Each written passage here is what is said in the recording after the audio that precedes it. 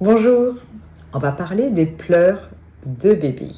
Oh oui, cette question qui revient souvent quand j'accompagne les parents, elle est primordiale et elle est vraiment importante de pouvoir déchiffrer aussi quels sont les pleurs et quels sont donc les besoins de votre bébé.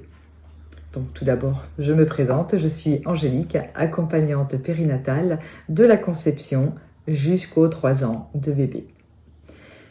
Donc, on ne laisse pas un bébé pleurer. Ça, si vous l'avez entendu, si la famille, les amis vous ont dit c'est pas grave, c'est le faire grandir, c'est comme ça qu'il va devenir autonome. Non, pas du tout. Ou alors, ce qu'on entend aussi souvent, mais là il cherche à te manipuler. Non, un bébé ne peut pas manipuler. Il n'a pas son cerveau déjà pour faire cela. Nous, ça nous arrive en tant qu'adultes, mais pas un enfant, pas un bébé.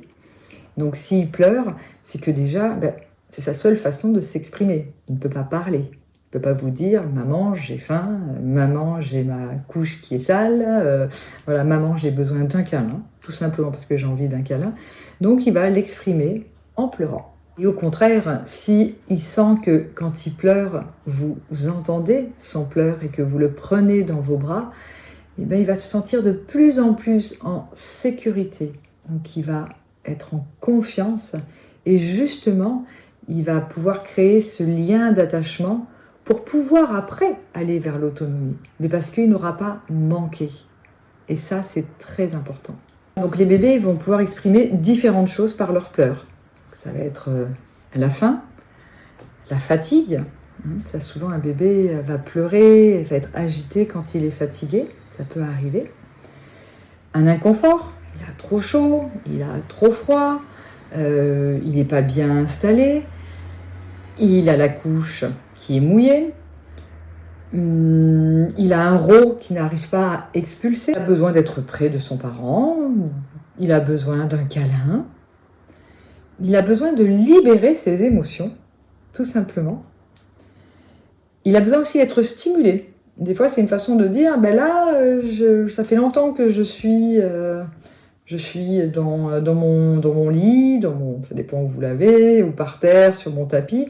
Et là, j'ai besoin de stimulation, j'ai besoin de rentrer en contact avec toi. Évidemment, la douleur, s'il a mal quelque part.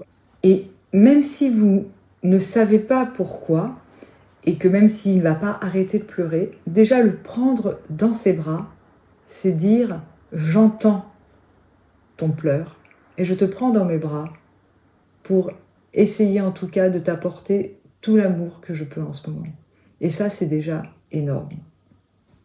Il y a les pleurs aussi, vraiment des coliques. Ça, on sait qu'il y a une période où ça arrive et là, pareil, donc il y a évidemment en homéopathie ou par des plantes, on peut calmer, mais c'est aussi souvent de prendre bébé, de lui caresser le ventre, de lui faire des petits balancements et tout simplement d'être là.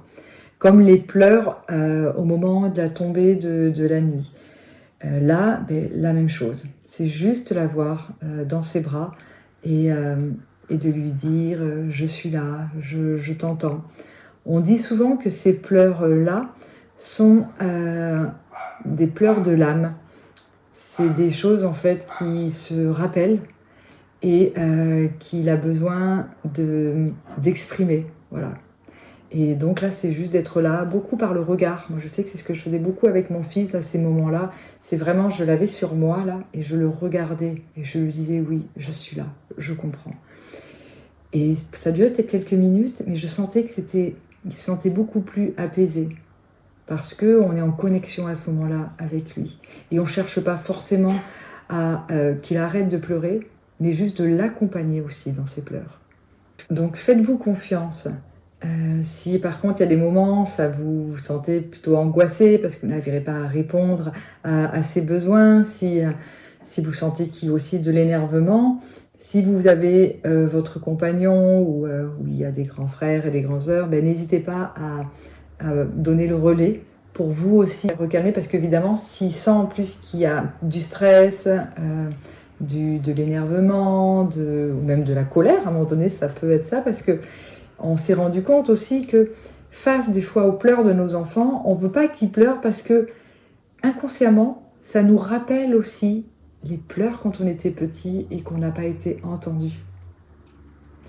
Donc ça peut être une façon justement de vous de dire, moi en tout cas j'entends les pleurs de mon enfant, même si il ne s'arrête pas, mais en tout cas je suis là pour le prendre dans mes bras.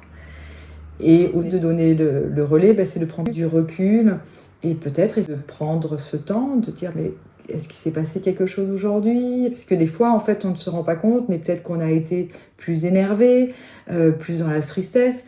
Et les bébés sont des éponges émotionnelles, donc elles ont pu aussi sentir cette chose-là. Et là, quand vous vous sentez peut-être plus posé, s'il y a eu cette chose-là, c'est de reprendre bébé et de lui expliquer, voilà, en le berçant. Oui, c'est vrai qu'aujourd'hui, maman était un petit peu énervée, mais t'inquiète, ce n'est pas ta faute, c'était au travail, il y a eu ça, sans rentrer dans les détails, mais juste de le rassurer, qu'il ne pense pas que c'est lui. Et en plus, vu qu'il est en osmose quand même avec vous, eh bien, il n'arrive pas à avoir la différence, ce qu'il ressent, si c'est lui, si c'est vous, vu que c'est un peu la même personne. Donc aussi de lui exprimer, ça va permettre d'aider à se calmer. J'espère que cette vidéo vous a plu. Si c'est le cas, je vous invite à la liker, à la partager et à vous abonner à ma chaîne YouTube, Le Trousseau Angélique. Je vous souhaite une très belle journée.